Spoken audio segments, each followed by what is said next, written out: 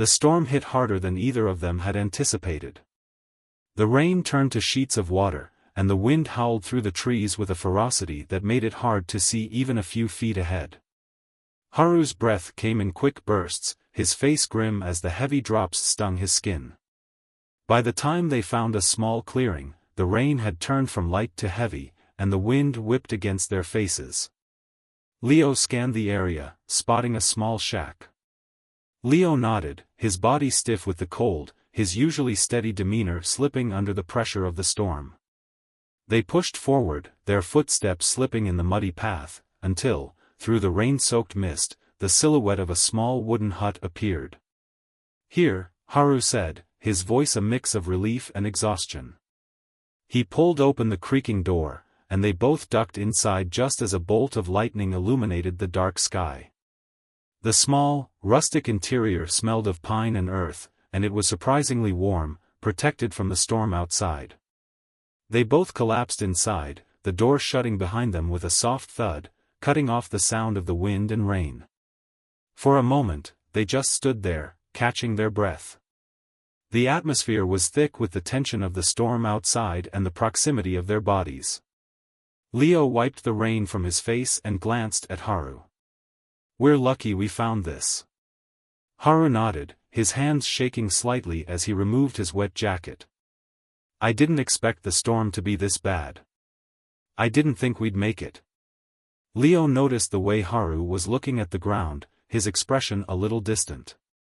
He stepped forward and placed a hand on Haru's shoulder, grounding him. "You okay?" Haru's eyes flickered up to meet his, and for a moment, he didn't answer. Then, softly, he said, "It's just been a long day."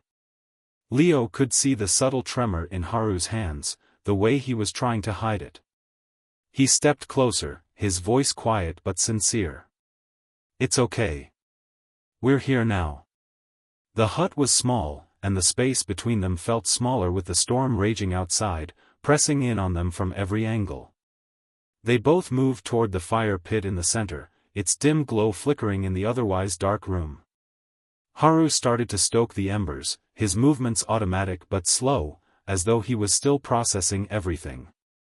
Leo watched him for a moment, his heart pounding again, but this time it wasn't from the storm. It was from the quiet stillness that had settled between them. The flickering firelight cast shadows over Haru's features, making him look soft, almost fragile in the warmth of the hut. Without thinking, Leo stepped closer, the urgency in his chest driving him to close the distance.